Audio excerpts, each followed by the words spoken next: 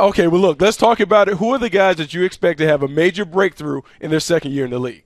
Well, we talk about ability meeting opportunity, and to me, you look at number 3 on my list. I'm going to go former UCLA running back Paul Perkins with the New York Giants, because when you look at the depth chart there, it is wide open for him to get the majority of the touches. Look, they draft Wayne Gallman, but he's going to be behind Paul Perkins. He's going to have a chance to win and own this job. 456 yards rushing last year, over 4 yards per carry. He can catch the ball out of the backfield. I think he's going to get to that 1,000-yard mark, and he's going to be more involved in the passing game. With all those weapons they have for the Giants, people are going to forget about Paul Perkins. You can take those little checkdowns all day, Eli Manning. Paul Perkins can do something with them. I expect him to do a lot with them, because this may be the most explosive offense in football when we look back at the end of the season.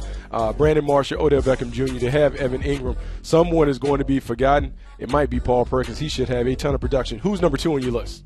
Number 2 on my list, let's stick with another former Pac-12 offensive player. That's Austin Hooper, former Stanford Cardinal, in year 2 with the Atlanta Falcons. Now, we know what that offense looked like in Atlanta, and now you add him in year 2, getting more comfortable, being on the same page with your quarterback, Matt Ryan.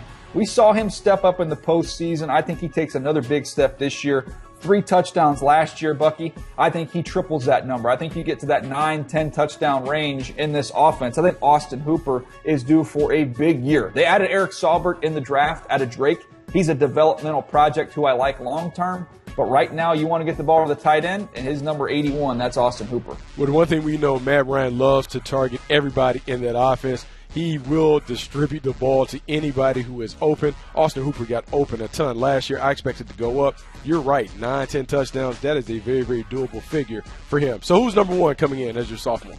Well, look, I've been B.O.B., Bucky. I've been big on Browns. I like what they did in the draft this year. I also like what they did last year. So I'm going to go Corey Coleman in his sophomore campaign here. Going to stay healthy for a full 16. And I know your guy, Cody Kessler, going to check him down, get him the ball underneath, watch him run, make things happen. Also could get a chance to see Deshaun Kaiser get in the mix, who maybe gives him more of a vertical passing game where he can take advantage going over the top. Bucky, we joked about him. You remember during the draft we talked about 4 slant, routes. we talked about takeoffs, we talked about the post. That's it. I mean, he ran just a couple routes. He can do all his damage on those routes, but I think he showed a little more polish last year and limited ability in terms of being on the field and being healthy. He stays healthy all 16. He's going to lead this team in catches and yards and touchdowns, in my opinion. You know, I'm excited about what the Browns are putting together. They've done a great job of really surrounding the quarterback with pieces. They need to find the quarterback that can get it done. We're going to say that Cody Kessler is going to be that guy. In the short term, we'll see who the long-term solution is. But the thing that we do know, Corey Coleman is going to be a big part of that solution.